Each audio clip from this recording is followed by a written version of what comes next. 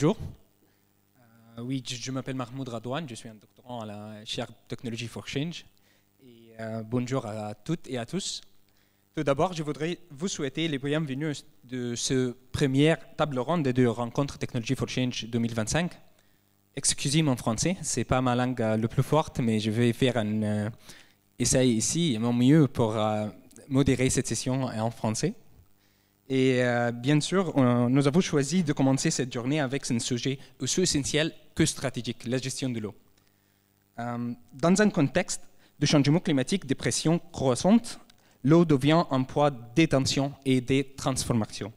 Ce panel propose de repenser l'eau, non seulement comme un service ou une marchandise, mais comme un bien commun à gérer collectivement. J'ai l'honneur de vous présenter nos 4 panélistes.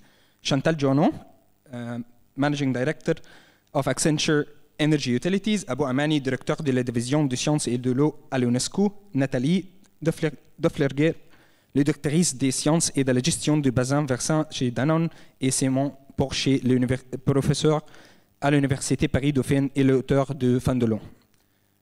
Merci beaucoup à vous d'être ici. Et je vais commencer la table ronde par ma première série de questions. Chantal, je vais commencer avec vous. Quels sont, selon vous, les principaux points de tension dans les débats publics autour de la gestion de l'eau aujourd'hui? Merci, bonjour à toutes et à tous, et ravi de voir que ce sujet effectivement occupe vos débats. La question de l'eau que j'ai beaucoup croisée et quand j'étais ministre et aussi dans mon dernier poste à la Commission nationale du débat public, puisque nous avions beaucoup de débats sur l'eau, et plus encore aujourd'hui au sein d'Accenture, parce que nous avons de plus en plus de sollicitations sur ce sujet. Et j'aimerais vous faire toucher la dimension éminemment politique, mais avec un grand P, de ce sujet. Il y a 3 évolutions majeures qui entraînent 3 débats politiques eux-mêmes majeurs. Et donc je vais être extrêmement basique dans ma présentation, c'est souvent plus efficace. Quant aux 3 évolutions majeures, vous les connaissez toutes et tous, mais on va mettre quelques chiffres sur ces 3 évolutions. La première, c'est évidemment la question bien connue de la pollution de l'eau, donc de la qualité de l'eau. Et là, un chiffre qui m'a toujours frappé, il y a chaque année, alors ce chiffre évolue parfois, mais il y a chaque année 3,4 millions de morts liées à l'eau, essentiellement l'eau sale. C'est quand même au moins 10 fois plus que les guerres. Et ce sont des morts dans un silence quand même globalement absolu. Donc ça, c'est le premier chiffre. Dans les pays européens, évidemment, on n'est pas confronté à cette difficulté de la pollution croissante, essentiellement des nappes phréatiques, aux micropolluants, microplastiques, résidus médicamenteux dans l'eau, évidemment, produits phytosanitaires. Deuxième sujet, la quantité de l'eau. Question de la quantité de l'eau, c'est extrêmement bien documenté par le World Resources Institute, par exemple, la base de données Aqueduc. La ressource en eau, on a un effet ciseau majeur, puisque la ressource en eau va diminuer de l'ordre de 7% d'ici 2045, alors que la demande va augmenter de 55%. Et le problème, c'est que ça, ce sont des chiffres globaux. Or, c'est un non-sens de parler de l'eau de manière globale, puisque c'est un sujet extrêmement territorialisé. Il y a des territoires sur lesquels le problème va être beaucoup plus concentré, va être majeur, va être même critique. Et quand on regarde les cartes futures, ces territoires, c'est par exemple en grande partie l'Afrique du Nord, le Middle East. On a une bande là qui va être confrontée à un stress hydrique extrême, mais très vite, pas dans 100 ans, très très vite, 2040. Donc ça, c'est le deuxième sujet, cette question de la quantité d'eau, pas assez d'eau et trop d'eau aussi. Trop d'eau aussi dans les pays européens, par exemple, avec ces enjeux d'événements climatiques majeurs qui ont des impacts sur les infrastructures, et notamment les infrastructures critiques, les infrastructures de réseau.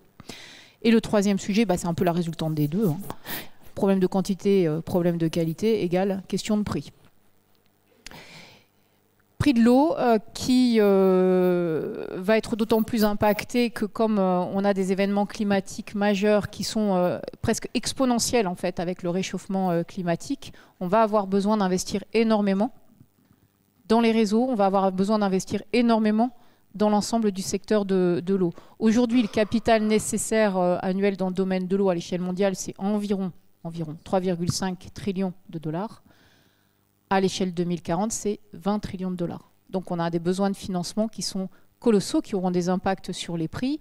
Et je vous renvoie à une interview extrêmement intéressante du co-CEO de Suez actuel qui s'occupe de l'eau et qui explique très bien que l'acceptation face à la question du prix de l'eau, en réalité, est extrêmement faible, puisque c'est considéré comme un bien de première nécessité. D'où 3 débats politiques. 3 débats, je résume. L'équité dans l'accès à l'eau, l'équité que ce soit sur des territoires ou des groupes sociaux. Deuxième sujet, le conflit d'usage. On est qu'au tout début de la question du conflit d'usage en Europe. On est qu'au tout début. Évidemment, la population est toujours prioritaire, mais ensuite, est-ce que ça doit être l'agriculture? Est-ce que ça doit être les industries critiques, comme par exemple l'énergie? Je vous rappelle que la production d'EDF est à 90% dépendante de l'eau et de la ressource en eau, globalement. Et puis, dernier sujet politique, la gouvernance de l'eau. Alors en France, on a un historique énorme. On a une loi qui date de 1964 qui a créé ce qu'on appelait les parlements de l'eau. Donc on a une ressource qui est gérée de manière collective depuis extrêmement longtemps, mais qui en même temps, elle est gérée à l'échelle des bassins. Donc pour les populations, c'est une échelle de gestion qui n'est pas très compréhensible et qui a une deuxième limite, c'est que quand il s'agit de prendre des décisions, et notamment dans des décisions rapides, ça ne fonctionne pas. On met très très longtemps à prendre des décisions dans le domaine de l'eau. Donc voilà pour résumer. J'espère que ça a répondu. J'ai essayé d'être très scolaire quelque part, mais j'espère que ça a bien répondu à votre interrogation. Oui, bien sûr, mais je peux vous poser une petite question complémentaire. Comment les innovations technologiques peuvent-elles atténuer ces tensions et à favoriser une approche plus écosystémique? Ça, c'est un enseignement que j'ai eu beaucoup dans mes postes dans le domaine de l'environnement. Les solutions, elles sont toujours 50% technologiques, 50% sociétales. Ça, c'est un principe de base. Donc, si je vous parle de technologie, je n'occulte pas pour autant toute la dimension sociétale qui est indispensable au traitement de ce sujet. C'est peut-être pour ça que j'ai un peu insisté sur la dimension politique. La technologie, sur un sujet qui est aussi écosystémique et qui nécessite de multiples paramètres pour être bien compris, elle a plusieurs vertus. En tout cas, elle a plusieurs utilités. C'est un outil d'aide à la décision, extrêmement efficace. À l'échelle, vous connaissez par exemple en France, pour observer les événements météorologiques, mais pas que, mais surtout l'évolution de la ressource en eau, on travaille sur des données satellitaires qui ont été développées entre le CNES et les USA, qui s'appelle SWOT, qui est assez efficace. La technologie, elle nous permet, au-delà de l'observation, de combiner l'observation avec des scénarios et de nombreux paramètres. À l'échelle d'un territoire, on peut faire ça avec des digital twins. Vous savez que l'IGN est en train de faire un jumeau numérique de la France. On peut le faire aussi à l'échelle des entreprises. Et donc prendre des décisions qui sont plus éclairées, puisqu'on a les différents scénarios, on a toutes les différentes décisions qui sont possibles. Et puis, bien sûr, la technologie, c'est une aide à l'action, à l'optimisation, tout bêtement, à l'optimisation du management au quotidien. Quand vous couplez l'IoT, donc l'Internet des objets avec de l'IA, c'est quand même assez bluffant. Par exemple, pour la gestion des fuites d'eau, vous connaissez ce chiffre, on dit toujours qu'en France, on a 20% de fuites d'eau. Alors, je vais vous faire une confidence, ça fait 20 ans qu'on le dit. Donc, le sourcing de cette donnée, je n'en suis pas très, très certaine. Néanmoins, on sait que quand on coupe Internet des objets et IA, donc la donnée immédiate et l'IA, on est capable de prendre des décisions et de réduire de 20 à 30% ces fuites d'eau. On est capable d'améliorer l'irrigation avec l'irrigation de précision. Mais même la gestion de crise, puisque là je vous ai parlé que d'optimisation, mais dans la gestion de crise, c'est extrêmement puissant. Et là je prends juste un article que j'ai lu récemment justement sur Météo France. Météo France a parmi les meilleurs ordinateurs de calcul d'Europe sur le sujet. Météo France, tout l'impact que l'IA peut avoir pour améliorer la décision est immense, puisque l'IA vous permet de détecter de manière précoce les crises climatiques avec 97% de précision et surtout à une vitesse sans précédent. Donc oui, la technologie, en ce qu'elle éclaire la décision mais ne la remplace pas, et en ce qu'elle vous permet d'optimiser votre gestion au quotidien et votre gestion de crise, est un outil extrêmement efficace. Très bien, merci beaucoup Chantal. Vous avez souligné deux enjeux très forts. Et cela nous amène à une échelle plus globale, à bout. Quels sont les cadres mondiaux que l'UNESCO et le programme hydrologique intergouvernemental PHI ont développé pour améliorer la gestion de l'eau, notamment dans les contextes transfrontaliers? Merci beaucoup Mohamed, et bonjour à toutes et à tous. Et merci de l'opportunité que vous m'offrez à partager avec vous réflexions réellement globales vis-à-vis des questions de l'eau. Et je vais mettre cette réflexion-là dans le cadre de l'agenda 2030, que vous connaissez tous. L'agenda 2030 qui a 17 objectifs. Et dans un des objectifs est dédié à l'eau, l'accès à l'eau, à l'assainissement. Si vous regardez tous ces agendas-là, l'eau, parfois, n'est pas bien prise en compte dans les différents autres ODD. Alors que, concrètement, d'après nos analyses, l'eau est l'élément moteur et l'élément de prérequis pratiquement pour tous les ODD. Parce que vous ne pouvez pas atteindre les ODD qui sont liés, par exemple, à la production alimentaire, à la santé, au changement climatique, tant que vous n'adressez pas la question d'accès à l'eau et sa bonne gestion. Et la question de l'ODD 6, au niveau de l'ODD 6, j'aimerais insister sur deux aspects qui sont très très importants. Bien sûr, on a déjà évoqué la question d'équité, mais moi je vais insister sur la question de partage de la ressource, qui est un risque potentiel de conflit. Partage de la ressource, bien sûr, par rapport aux différents usagers, on l'a déjà évoqué, mais j'aimerais insister sur le partage de la ressource entre les pays. L'eau dans le monde est à 60% partagée entre les États. Il y a 153 États qui ont leur système hydrographique partagé avec un ou plusieurs autres États. 153.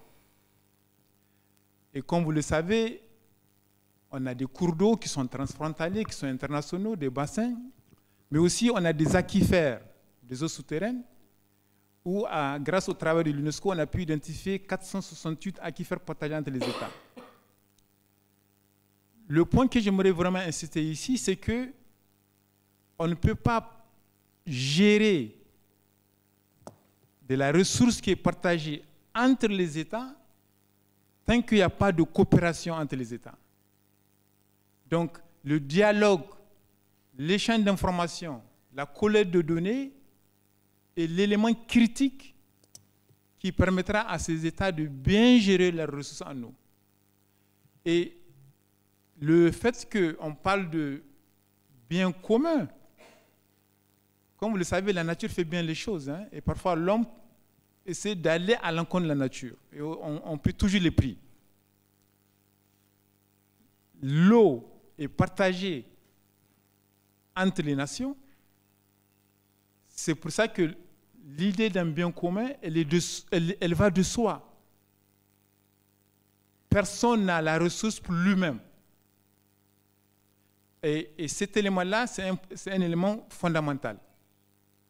Donc, au niveau de l'UNESCO, on est responsable d'un indicateur qu'on appelle l'indicateur 6.5.2, qui est un indicateur qui permet de suivre la progression de coopération d'un État par rapport à ses voisins. Et on a remarqué malheureusement que les États sont très loin. On n'a que seulement 41 États, si mes chiffres sont bons, qui sont en mesure d'avoir mis en œuvre des accords de coopération qui leur permet de gérer les ressources en eau conjointes. Et ça, c'est très peu comparé au nombre de ces systèmes partagés. Comme je vous ai dit, les aquifères, on a 468 aquifères partagés. Parfois même, il arrive que certains États ne savent même pas qu'ils partagent un aquifère avec leurs voisins. Et ils sont en train de pomper cet aquifère-là au risque de le détruire. Parce que pour bien gérer un aquifère partagé, il faut de la mesure, il faut un suivi régulier pour alerter, pour ne pas pomper trop, pour ne pas polluer. Donc toutes ces choses-là sont extrêmement importantes. Et donc ça, c'est vraiment mon message par rapport au cadre global. Donc le cadre global vraiment qu'on a, c'est l'agenda 2030, au sein duquel on a un ODD sur l'eau et l'assainissement, et pour lequel nous, vraiment, on est en train de pousser à la coopération entre les États pour que l'eau ne devienne pas une source de conflit. Parce que nous pensons qu'à l'UNESCO, contrairement aux médias, l'eau ne doit pas devenir la source de la Troisième Guerre mondiale. L'eau doit être la source, un catalyste de coopération. Donc ça, c'est vraiment notre message. Et nous travaillons avec les États, on les accompagne dans cette direction-là pour qu'ils puissent promouvoir leur coopération pour mieux gérer la ressource en commun. Ok, merci Abou, mais peut-être je peux poser une autre petite question complémentaire pour souligner quels sont les défis fréquents rencontrés par les pays dans les mises en œuvre de ce cadre et comment l'UNESCO les accompagne-t-elle? Ce qu'on a remarqué, comme je dis, on est responsable d'un indicateur, le 6.5.2 avec l'UNICI. On a remarqué à travers donc, ce suivi des indicateurs, parce qu'on produit un rapport chaque 3 ans de la situation. Et on s'est rendu compte qu'il y a un manque énorme de capacité dans beaucoup de pays. Beaucoup de pays manquent de la capacité pour mieux connaître leurs ressources partagées. Donc ça, c'est un élément qui nous a vraiment, qu'on a identifié qui est très très fort. Et dans ce cadre-là, on met des programmes de renforcement des capacités pour que les États puissent au moins savoir ce qu'ils partagent avec leurs voisins. Ça, c'est la première des choses. La deuxième des choses, c'est qu'on a remarqué, c'est qu'il y a un manque de connaissances. La connaissance est très, très limitée, particulièrement maintenant avec le facteur changement climatique, qui est un perturbateur du cycle hydrologique. Donc, il y a tout un travail de mieux connaître l'évolution de l'espace et le temps de cette ressource partagée entre les États pour mieux les accompagner avec des outils d'aide à la décision pour qu'ils puissent gérer de façon paisible leurs ressources en eau. C'est vraiment des actions qui sont essentielles parce que, on le sait, hein, même si on arrête l'émission de gaz à effet de serre, le cycle hydrologique est complètement, je peux dire, déréglé, hein, parce que même nous, hydrologues, dans les discussions, qui peut penser dans quelques heures, on peut recevoir la pluie d'une année, comme ce qui s'est passé à Valence. C'est ça la réalité. Et ça devient une nouvelle réalité dont les États doivent intégrer dans la gestion de leurs ressources. Merci beaucoup, Abou. Vous avez parlé de la coopération internationale. C'est très important, bien sûr. Mais voyons maintenant comment les entreprises peuvent s'engager. Et Nathalie, quelles sont les innovations clés technologiques, institutionnelles ou sociales que l'entreprise doit adopter pour intégrer la durabilité de l'eau dans leur modèle économique?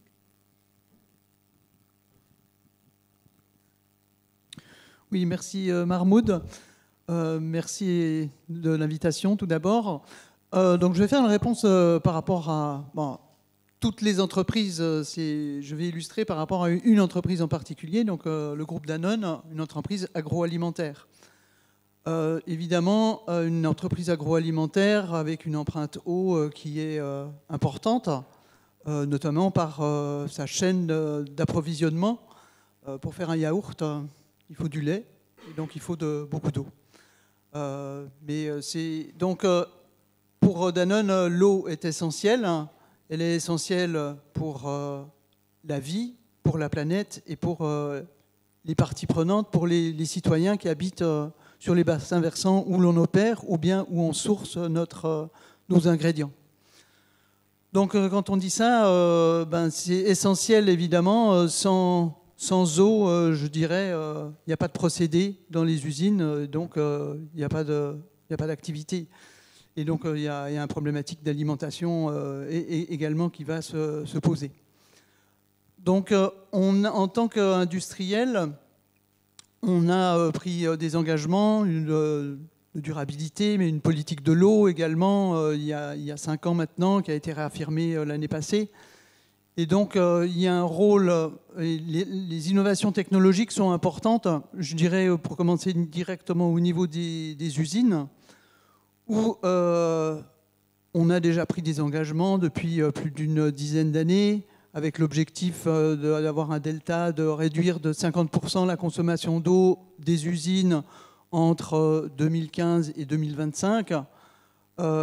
Ça nécessite des innovations qui doivent être aussi, je dirais, selon une approche holistique en développement durable, qui doivent être économes en énergie, et donc qui sont directement dans les procédés. Comment est-ce qu'on peut aussi récupérer de l'eau, valoriser cette ressource en eau en interne dans les usines, mais également cette eau peut avoir une vie à l'extérieur. Elle peut être réutilisée pour de l'irrigation ou d'autres usages pour des collectivités, des municipalités ou d'autres industriels et réduire la pression sur une ressource. Donc des innovations technologiques, oui, pour qui soient intégrées aux aspects énergétiques en particulier ou valorisation de sous-produits. Dans les usines, c'est des innovations technologiques nécessaires. À l'extérieur, sur les bassins versants, que ce soit les bassins versants où l'on opère, pour vous donner une idée, Danone a identifié justement, en faisant le lien de ce qui a été indiqué par Chantal Joanneau, il y a des outils qui existent pour quantifier quel est le risque du stress hydrique où vous êtes situé géographiquement. C'est pratiquement 50% des sites de production de Danone qui sont situés dans des zones de stress hydrique, où donc se pose la question essentiellement d'accès à l'eau qui va être en tension ou qui est déjà en tension. Quand on pense, Danone opère pratiquement dans certains pays où il y a un stress qui est connu depuis des années. Ça peut être le Mexique, avec des tensions liées à des tensions démographiques et d'usage de l'eau, mais aussi accentuées par le changement climatique et son effet sur El Niño, par exemple. Donc il y a besoin d'améliorer évidemment l'usage de l'eau dans les bassins avec les communautés avec lesquelles on travaille et sur notre chaîne d'alimentation, avec autour de la production du lait, mais autour aussi d'autres ingrédients. Et donc, c'est des projets, c'est des programmes d'agriculture régénérative qui sont montés pour arriver à piloter des solutions et à faire des économies d'eau avec des changements de pratiques et d'accompagner ces changements de pratiques. Et je dirais que c'est aussi des solutions qui ne sont pas que technologiques. Donc, quand on accompagne des changements de pratiques ou des reconversions pour arriver à être plus résilient sur l'usage de l'eau, on va faire appel à des changements, comme le disait Chantal Joanneau, c'est 50% de la technologie, 50% du sociétal, et on essaye d'accompagner justement des solutions qui soient durables, c'est-à-dire qu'on ne regarde pas uniquement si les solutions vont apporter une économie d'eau, bien sûr, mais aussi si elles vont avoir d'autres co-bénéfices qui peuvent être des changements de pratiques agricoles qui vont être plus économes en eau, mais qui vont avoir un avantage sur la biodiversité, sur les sols, et également sur la production, et tout en accompagnant également du développement d'entrepreneuriat, de communautés qui sont autour qui sont acteurs de ces changements. Voilà, donc c'est surtout ça, et sans oublier évidemment aussi les questions d'accès à l'eau, que l'on adresse. On a un fonds Danone Communauté pour accompagner justement des entreprises sociales qui adressent ces questions-là dans de nombreux pays où l'on intervient également. Merci Nathalie. Et pouvez-vous partager un exemple concret issu des Danone qui montre cet impact? Oui, pour répondre et illustrer ces exemples, je vais l'illustrer à partir d'un pays. Je vous donne l'exemple du Mexique.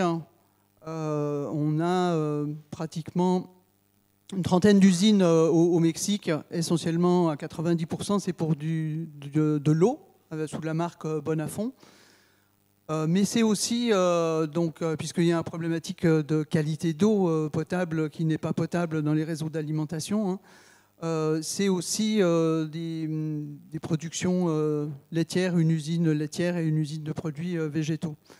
Quand on accompagne donc on sait qu'on est situé dans des bassins, par exemple, si je prends le bassin versant de la vallée de Mexico ou bien le bassin versant de la Lerma River qui coule plus à l'ouest sur Toluca.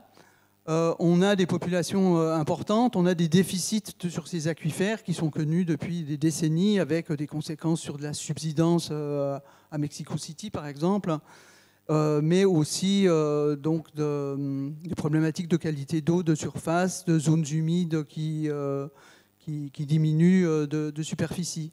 Donc quand on est dans cette situation-là, quand on se dit qu'est-ce qu'on peut faire, on a un aquifère qui est surexploité d'au moins de 25% sur Toluca, parce que c'est un transfert d'eau pour la ville de Mexico, essentiellement, qui est à l'origine de ce déficit. Néanmoins, on essaye de se dire, OK, il y a des actions à faire, on exploite un aquifère pour de l'eau, on va chercher dans des zones de recharge qu'est-ce qui pourrait être fait. Dans ces zones de recharge sur la région de Toluca, par exemple, c'est un aquifère qui se recharge dans les forêts, mais il y a aussi des problématiques de zones humides. Et donc, on va essayer d'accompagner des communautés locales à petite échelle, de faire des pilotes et de voir et d'impliquer les autorités en tant que partie prenante et de voir comment est-ce qu'on peut faire changer, passer à l'échelle par la suite. Donc 2 exemples. Un premier qui va être autour justement d'une communauté locale, de petites communautés qui sont sur une zone touristique entre Toluca et Mexico City. Une station d'épuration pour ces communautés qui habitent ici, qui ne fonctionne pas beaucoup, qui ne fonctionne pas pour des problèmes de déficit structurel, de stations d'épuration classiques. Et donc et des zones humides, des lagunes qui existent. Donc on va mettre en place, et on a commencé déjà l'année passée, à mettre en place avec une ONG, Nation Verde, une zone humide artificielle pour traiter les eaux domestiques de ces communautés, avec un avantage positif pour elles, puisque c'est une zone touristique également, et les gens viennent ici le week-end, par exemple. Et le deuxième point que je pourrais donner, avec un impact également social, un projet où on a commencé en début d'année sur le secteur de Texcoco à Vallée de Mexico. On a une problématique d'érosion des sols, de dégradation des sols. C'est une zone assez sèche, donc, où il y a une sécheresse assez importante en dehors des périodes de pluie. Une végétation qui est donc sensible à des feux et qui a été inadaptée, qui est reconnue pour avoir été inadaptée pendant un certain nombre d'années avec de l'eucalyptus planté dans les années 70. Et en plus du pastoralisme, du sylvopastoralisme qui fait que les vaches vont là où elles vont et elles contribuent aussi à dégrader les sols. Donc on a une double action, c'est on travaille avec 2 communautés locales, avec une ONG, Naturalia, et avec une entreprise sociale française, Kinomé, pour adresser la question de reforestation à certains endroits, mais aussi de comment est-ce qu'on peut changer les pratiques de sylvopastoralisme et avoir un impact positif sur les sols, sur la nature, et en même temps sur la valeur protéinée de l'animal. Et donc, il y aura un impact positif pour ces éleveurs également.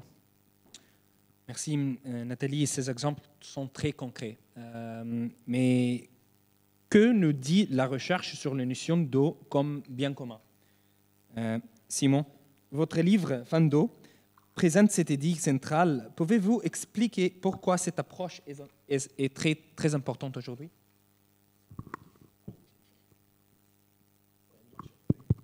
Super, pardon, excusez-moi. Bonjour à tous, merci beaucoup pour la question. Ce qui est important, en fait, c'est de se rendre compte en fait, qu'il y a eu beaucoup de recherches sur la gouvernance de l'eau. Il y a d'ailleurs eu une prix Nobel d'économie, la première femme à avoir eu le prix Nobel d'économie, Elinor Ostrom, qui avait basé l'essentiel de ses recherches sur la gestion des biens communs, sur la gestion de la ressource en eau. Mais ce qui est intéressant et ce qui ressort de ces recherches, c'est qu'en fait, l'eau est un bien commun local. C'est une ressource locale qu'il faut partager, parfois avec un État voisin, et surtout avec différents usagers, des usagers agricoles, industriels, des énergéticiens, et puis évidemment des usagers de l'eau domestique. Donc on voit qu'on a une ressource locale qu'il faut partager, donc ça pose déjà un défi, il faut qu'on se mette d'accord, et parfois on n'a pas l'habitude de se parler. Déjà quand on regarde des agriculteurs, ils n'ont pas forcément l'habitude de se parler entre eux, entre différents types d'agriculture. Donc quand on prend en compte différents usagers, c'est compliqué de se rendre compte des besoins de l'autre et de hiérarchiser les activités. Et on parlait tout à l'heure de conflits d'usage, on va avoir de plus en plus de conflits d'usage, mais dans le droit français par exemple, ou dans le droit européen, on n'a pas une hiérarchie claire en fait, des différents types d'usage. On sait que l'eau domestique, c'est prioritaire. On sait que l'eau pour la biodiversité, pour l'équilibre des écosystèmes, c'est important, pour la santé publique, pour l'hygiène. Mais on n'a pas une hiérarchie très claire, en fait. Et donc, ça pose aussi des questions lors de la résolution des conflits d'usage, parce que quand on va opposer agriculteurs à activités touristiques, par exemple, selon les territoires, en fait, ils ne vont pas avoir le même poids économique et on ne va pas leur donner la même importance. Donc ça, il y a une première question déjà de faire en sorte que les gens se rencontrent. Et ce que nous dit la recherche, en fait, c'est que la meilleure manière de faire en sorte que les gens se mettent d'accord, que les différents usagers se mettent d'accord, c'est en fait qu'ils créent eux-mêmes leurs propres institutions. Donc on ait des institutions qui se créent localement, qui soient très différentes du coup d'un territoire à un autre, parce que les territoires n'ont pas les mêmes besoins, n'ont pas les mêmes activités, et qu'on ait des institutions qui émergent de façon très naturelle. Et ça explique pourquoi dans certains endroits, on va avoir même des marchés de l'eau entre irrigants. On va créer des marchés comme en Australie, et que ça puisse être accepté même de façon très directe en fait, par les usagers de ce type de marché. Et qu'ailleurs, on se dise, créer un marché pour échanger des droits à l'exploitation, à tirer de l'eau, ça peut être un peu bizarre. Voilà, mais en fait, on va avoir des institutions, ou des règles qui vont émerger de façon très locale et qui vont être acceptées par les différentes parties prenantes. Quand on ne peut pas avoir des institutions qui émergent naturellement, on essaye de créer ces institutions. C'est ce qu'on a fait en France avec la loi de 1964. On a mis en place des parlements de l'eau, entre guillemets. On a fait en sorte que les différents usagers se rencontrent dans des instances et puissent du coup débattre de l'usage de l'eau, mais aussi de la préservation de la qualité de l'eau sur le long terme. Ça marche plutôt bien, mais le problème de ces différents parlements, c'est que, comme dans toute instance démocratique, on pourrait dire, il y a des acteurs qui savent mieux se faire entendre que d'autres. Et donc, naturellement, des acteurs qui vont soit apparaître sous différentes formes, donc qui peuvent être à la fois typiquement agriculteurs et élus locaux, ou on peut avoir des élus locaux aussi qui défendent certains types d'activités, mais on va avoir certains acteurs en tout cas qui vont savoir mieux se faire entendre, qui peuvent être aussi appuyés par des services centraux, par l'État, etc. Donc on voit qu'en fait ce type aussi de mécanisme de gouvernance, même si c'est bien, ça permet aux acteurs de discuter, ça fonctionne plutôt bien dans l'ensemble des cas, mais quand il y a des tensions qui apparaissent, ou potentiellement des conflits d'usage, ou une gestion quantitative de l'eau particulière à mettre en place, là on se rend compte que certains acteurs peuvent être avantagés par ce type de mécanisme, ou certains acteurs maîtrisent mieux le système aussi, ou mieux les instances et peuvent mieux se faire entendre. Donc ça, c'est un premier aspect, c'est que l'eau, on peut la voir comme une ressource très locale. C'est un bien commun local, ça se partage au niveau d'un territoire, au niveau d'un bassin, d'un sous-bassin, et on doit faire en sorte, évidemment, de trouver des équilibres dans ce partage. Mais il y a quelque chose qu'on a laissé de côté dans la recherche, et dont je parle dans le livre, mais qui ressort beaucoup même dans les nouvelles recherches, dans les nouveaux points de vue, ou même dans la diplomatie actuelle, c'est que l'eau, en fait, ce n'est pas seulement un bien commun local, ou une ressource locale, c'est aussi un bien commun global. Et pour différentes raisons. Alors, il y a une raison qui a déjà été évoquée. C'est vrai que quand on regarde les objectifs de développement durable, ils sont tous liés à l'eau de près ou de loin. Des villes durables, c'est lié à la gestion de l'eau. Les inégalités hommes-femmes, c'est lié à la gestion de l'eau. Évidemment, quand on n'a pas d'eau, qui va aller chercher de l'eau au puits? Les femmes. Les inégalités d'éducation, c'est lié aussi à la gestion de l'eau, parce que, pareil, les petites filles sont plus touchées par le manque d'eau. Donc, si vous prenez tous les objectifs de développement durable, ils sont tous liés à l'eau sous une de ces formes. Et c'est là qu'on voit que l'eau est un bien commun global. Mais il y a aussi d'autres raisons qui font que l'eau est un bien commun global. D'abord, quand on prend le cycle de l'eau, Là, on n'a plus une ressource commune. Le cycle de l'eau est global. Et donc, on parlait des modifications de précipitation avec le trop d'eau et le pas assez d'eau à certains endroits. Mais ça, ce sont des modifications qu'on observe au niveau global. Si j'ai trop d'eau à un endroit, c'est qu'il n'y a plus assez d'eau à un autre endroit. Et ces mouvements, en fait, sont renforcés par le réchauffement climatique, qui fait qu'il y a plus d'humidité dans l'air, et donc que l'eau va être recrachée sous forme de précipitation de plus en plus violente, de plus en plus diluvienne à certains endroits. Là, c'est important de se dire que, par exemple, quand on déforeste l'Amazonie, ça va avoir un effet sur les précipitations du Brésil, mais aussi de toute l'Amérique latine, et même sur les précipitations européennes. Et c'est là qu'on voit que le cycle de l'eau, le fait que du coup on ait de l'humidité qui s'évapore, qui retombe sous forme de précipitation ailleurs, c'est quelque chose qui est un bien commun global. On est tous reliés par ce cycle de l'eau. L'autre chose qui fait que l'eau, c'est un bien commun global, c'est les échanges d'eau virtuels. L'eau qui est incorporée dans les produits qu'on consomme. Quand on achète un jean, c'est 10 000 litres d'eau pour être produit. Parce qu'il faut arroser les champs de coton. Donc on importe de l'eau en fait des pays qui produisent des jeans, ou qui produisent des vêtements, donc de l'Inde, de l'Ouzbékistan par exemple. On importe en fait de l'eau de ces pays qui sont parfois même en stress hydrique, donc qui sont en manque d'eau, en tout cas à certaines périodes. Et donc là, ça pose la question aussi de la globalité de l'eau, parce que via les échanges internationaux, on importe ou on exporte de l'eau. Quand on va acheter un avocat du Pérou, on importe en fait l'eau qui a été utilisée pour créer cet avocat. Pareil pour le café. Et là, on a un manque de connaissances. Alors, on a un manque de comptage de l'empreinte eau des produits ou de l'eau virtuelle des différents produits. Et puis, il y a un manque de connaissances, de sensibilisation de la population. Si vous voulez, on ne se rend pas forcément compte en France qu'on consomme déjà 150 litres d'eau par jour, d'eau du robinet, en tirant la chasse, en se douchant, etc., en cuisinant. Mais on a encore moins conscience du fait qu'on consomme 5000 litres d'eau par jour via les biens qu'on consomme. Alors justement, cette mesure est un peu contestée parce que le comptage de l'empreinte eau de l'eau virtuelle incorporée dans les produits, justement, est pas assez fine. Mais si vous prenez une tasse un café, ça va être 140 litres d'eau pour une tasse de café qui a été utilisée pour produire cette tasse de café, un jean, plus de 10 000 litres d'eau, etc., etc. Donc par tout ce qu'on consomme, en fait, on consomme aussi de l'eau, et c'est de l'eau qui peut être importée parfois d'autres pays. Donc ça pose aussi des questions en termes de droit international. Quand vous regardez les règles de l'Organisation mondiale du commerce, par exemple, on peut interdire l'import d'un produit qui a été mal fabriqué. Et un produit qui est mal fabriqué pourrait être demain un produit qui utilise trop d'eau à un endroit en stress hydrique. Voilà, donc l'eau, c'est à la fois une ressource locale qu'il faut partager, mais c'est aussi un bien commun global. Et c'est important de s'en rendre compte, je pense, pour la suite des débats. Merci Simon. Et quelle implication concrète cela-t-il pour les décideurs publics et privés? Alors, il y a quelque chose qu'il faut mettre en avant, c'est que l'eau manque de considération au plus haut niveau politique. Ce n'est pas pour mettre en concurrence les différents problèmes qu'on a, mais en fait, on a beaucoup parlé du changement climatique, à juste titre, en le prenant comme justement un problème global. On avance bien sur la biodiversité, mais on est très en retard, il me semble, sur l'eau comme un bien commun global, ou sur l'eau comme étant pas seulement une ressource locale, mais aussi un cycle commun global. Et donc, il y a des évolutions. Il y a maintenant une envoyée spéciale de l'eau au niveau des Nations Unies. Très bien pour la coordination. On a une commissaire européenne qui a l'eau dans son portefeuille. Super. Et ben, du coup, si on décline au niveau français, il faudrait une ministre de l'eau. Voilà. Un ou une ministre de l'eau qui ait vraiment un portefeuille sur l'eau et qui puisse désiloter toutes les politiques de l'eau. Puisque l'eau, on va le retrouver dans l'agriculture, dans la santé publique, dans l'économie. Mais en fait, il faudrait justement désiloter l'eau pour prendre l'eau dans son côté global. Donc il y a une évolution peut-être institutionnelle à faire. Et puis sinon, effectivement, faire remonter l'eau dans les sujets internationaux. L'eau douce, je parle. Alors là, évidemment, c'est la conférence. Il y a la conférence internationale sur les océans. C'est l'année des glaciers, mais encore une fois, l'eau douce reste un petit peu à part de tout ça. Et quand on regarde les COP, les conférences des parties sur le réchauffement climatique ou sur la biodiversité, trop souvent, on a laissé l'eau de côté comme étant soit une conséquence, soit quelque chose d'important, mais qu'on ne traite pas directement. Et donc, faire remonter l'eau au sein des COP, c'est aussi une manière de parler plus d'eau et de l'intégrer dans toutes les réformes, toutes les solutions qu'on peut mettre en œuvre pour lutter contre le réchauffement climatique, par exemple, et pour préserver la biodiversité. Merci beaucoup, Simon. Et pour revenir au secteur privé, Nathalie, quel rôle les grandes entreprises doivent-elles jouer dans l'évolution de politiques publiques et des perceptions sociales sur l'eau?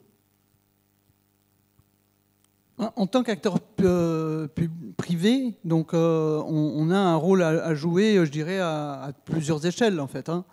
De l'échelle locale, au niveau, si vous avez une usine ou si vous collectez du lait, vous avez un rôle à jouer au niveau du territoire avec les différentes parties prenantes en termes de partage de connaissances, de partage de votre empreinte, des efforts à faire pour faire que le territoire soit résilient.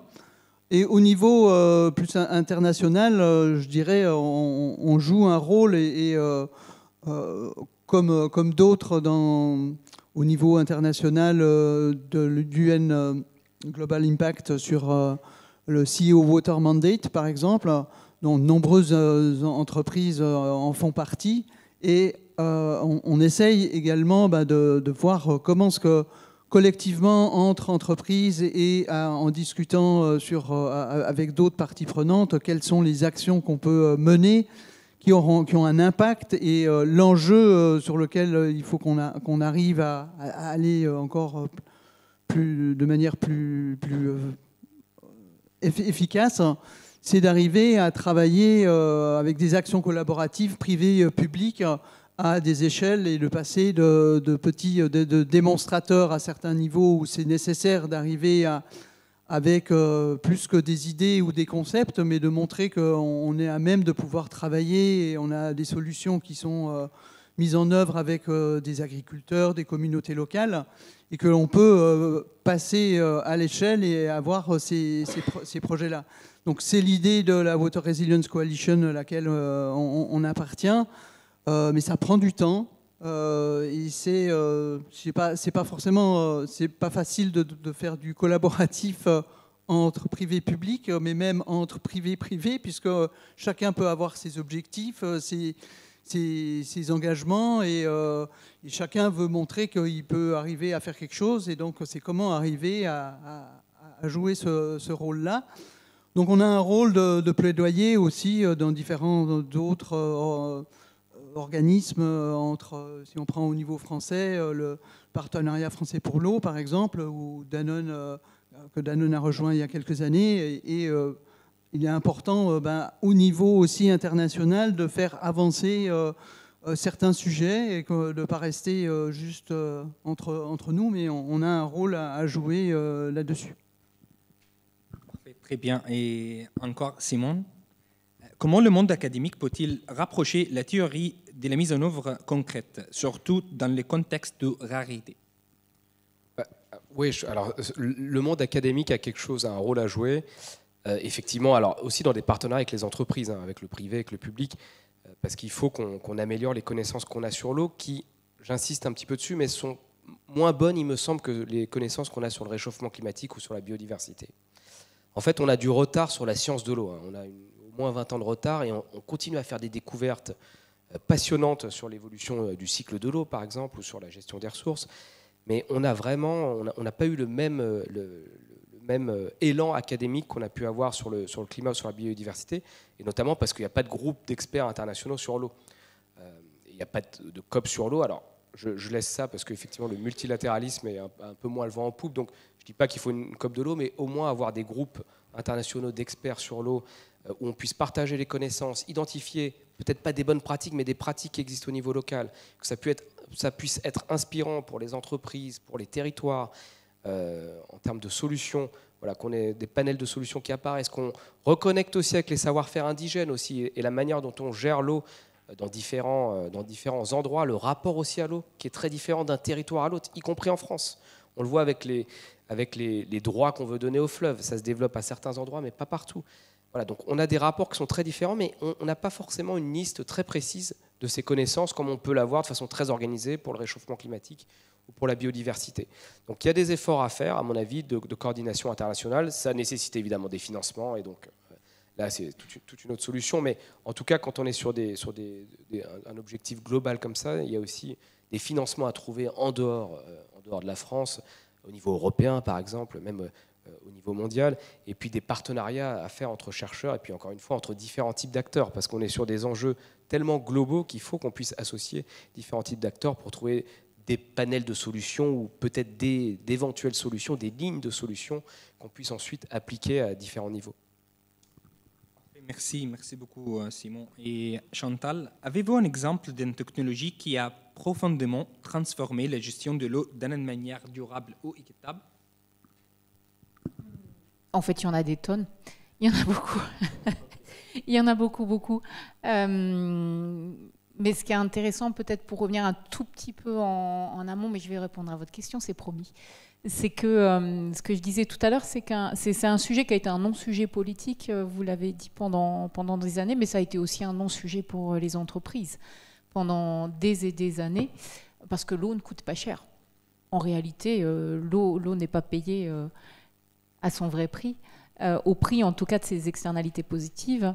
Et donc, la plupart des entreprises ne se sont pas nécessairement dotées des outils de suivi de leur dépendance à l'eau. Et quand je parle de leur dépendance à l'eau, c'est que le sujet n'est pas tant de réduire, de faire que ça coûte moins cher, mais c'est que demain, il va y avoir des vrais risques de rupture. Rupture dans la chaîne d'approvisionnement en amont, parce que vous vous sourcez dans des pays qui vont être confrontés à des stress hydriques majeurs. Et puis, rupture potentiellement sur votre site de production, par exemple, parce qu'en France, on est sur des sites de production qui vont être potentiellement confrontés à des risques de submersion, d'inondation, d'événements climatiques majeurs. Et c'est ça le vrai sujet. C'est d'être en capacité de se dire, voilà sur ma chaîne d'approvisionnement, là où je suis à risque et mes solutions alternatives, et voilà sur mes sites de production, où sont mes propres risques. Et on n'y est pas encore à ce niveau de connaissance et de détail.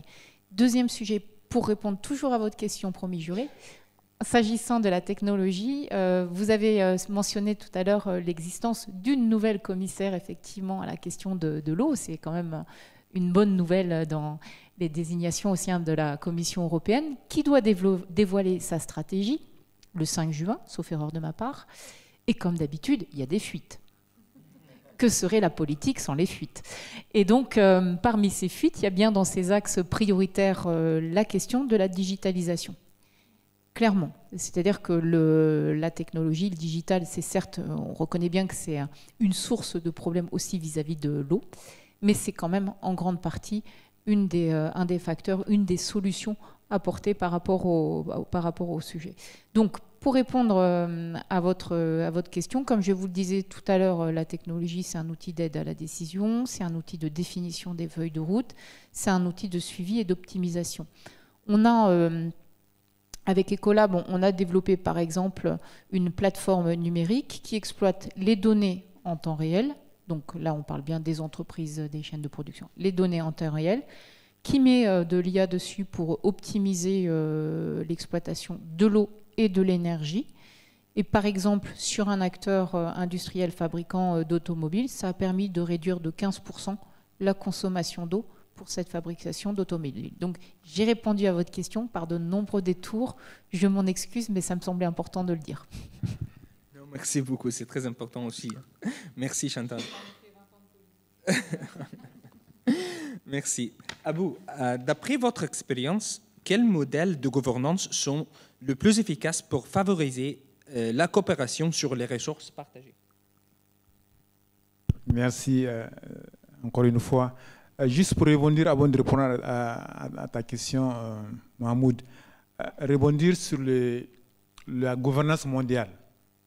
Simon a indiqué cette problématique, effectivement, du fait que l'eau n'a pas un forum dédié comme les COP, mais je pense qu'il y a un effort qui a été fait de façon progressive. Vous vous souviendrez quand les COP avaient commencé, particulièrement la COP sur le changement climatique, on ne parlait pas de l'eau. Et depuis Glasgow, maintenant on a des pavillons sur l'eau, et même il y a des initiatives que les pays hôtes ont initiées par rapport à la problématique de l'eau. Donc ça c'est le cas de l'Égypte, et aussi le cas de l'Ouzbékistan pour Bakou. Et c'est pour dire qu'il y a beaucoup d'efforts parce que 80% des effets des changements climatiques se font sentir à travers l'eau. C'est ça la réalité. Donc on ne peut pas résoudre la question du changement climatique dans sa globalité si on n'adresse pas la question de l'eau. Comme je dis, les extrêmes qu'on est en train de voir là, c'est fait partie de ces conséquences du changement climatique. Donc les 3 conventions de Rio ont à leur cœur l'eau. L'eau est le connecteur de ces conventions-là. On ne peut pas parler de la biodiversité sans parler de l'eau. On ne peut pas parler de désertification sans parler de l'eau. Donc tout ça, ce sont des efforts que nous sommes en train de promouvoir pour vraiment mettre l'eau au centre des discussions au niveau politique au plus haut niveau. Comme vous le savez, il y avait eu la conférence de New York 2023. Il y aura une autre conférence des Nations Unies en 2026 et en 2028 aussi une autre conférence qui va avoir lieu. Donc c'est pour vous dire effectivement, mais c'est un travail de longue haleine et qu'il faudrait continuer à faire. Maintenant, par rapport à la question de façon précise pour les eaux partagées, un exemple concret, réellement, un exemple phare, c'est l'exemple de l'Organisation de mise en valeur du fleuve Sénégal. L'OMVS, c'est vraiment un exemple de gouvernance de l'eau partagée qu'on doit partager mondialement. Parce que c'est un espace où des États ont pu s'affranchir d'une partie de leur souveraineté pour donner ça à une organisation. Et pour votre information, certaines infrastructures, pratiquement toutes les infrastructures sont des infrastructures communes. Le barrage, par exemple, qui est érigé au Mali, n'est pas la propriété du Mali. C'est une propriété conjointe des États membres de l'OMVS. Et c'est vraiment, il faut qu'il y ait une volonté politique. Est-ce que les États sont prêts à donner une partie de leur souveraineté pour qu'on puisse bien gérer la ressource en commun? C'est la question. C'est vraiment l'eau est une question politique. Et de plus en plus maintenant avec le dérèglement climatique, ça va prendre de plus en plus de place. Il va falloir, peut-être que c'est un travail de longue haleine, peut-être l'envoyé spécial viendra avec des recommandations concrètes.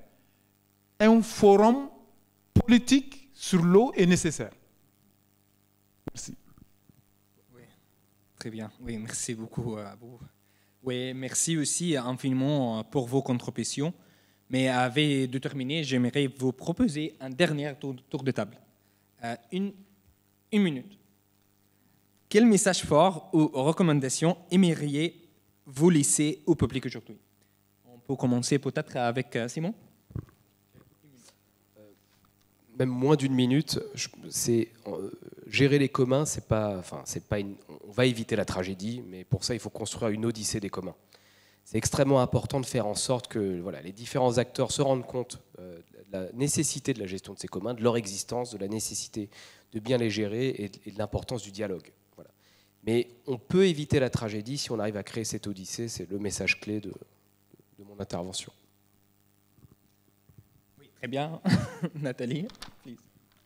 Oui, moi je dirais que il est possible, en tant que partie prenante, de gérer cette ressource à l'échelle locale, mais il faut aussi regarder quelles sont les conséquences à une échelle plus globale. Et ça a été évoqué un peu par Simon. Je pense qu'il y a des travaux scientifiques à venir qui seront extrêmement importants. On parle souvent d'eau bleue pour l'eau qu'on utilise, et c'est là-dessus qu'on agit à l'heure actuellement. Mais dans l'avenir, il va falloir rapidement agir sur l'eau verte et le type d'occupation des sols que l'on va avoir et qui va jouer un rôle sur les circulations océaniques et climatiques. Donc voilà, je pense que le message, c'est que on aura toujours besoin de sciences technologiques et sociales pour pouvoir faire face et être dans des sociétés de plus en plus résilientes. Parfait, merci beaucoup Nathalie et Chantal. C'est piège comme question quand même.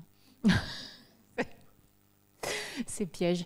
Je trouve que si j'avais qu'une recommandation à faire, c'est son d'être un peu aveugle par rapport à ce problème, que ce soit sur le plan politique, mais aussi dans l'instrumentation qu'on en a, la connaissance, les métriques, la capacité de suivi qu'on a de ce sujet, qui sont malheureusement assez faibles aujourd'hui. Et pas de bonnes données, pas de bonnes décisions. On a besoin d'avoir de bonnes données pour prendre de bonnes décisions demain. Abou? Oui, pour moi, je dirais qu'il faut qu'on continue à mieux connaître les ressources et surtout changer les mentalités. Parce que l'eau est l'affaire de tous. Parfait. Je pense que ce sera tout. Non? Oui, oui. Merci encore à nos panélistes et merci à vous toutes et tous pour votre attention. Et je rends la parole maintenant à Lio pour vous présenter la prochaine session. Et merci beaucoup encore. Merci.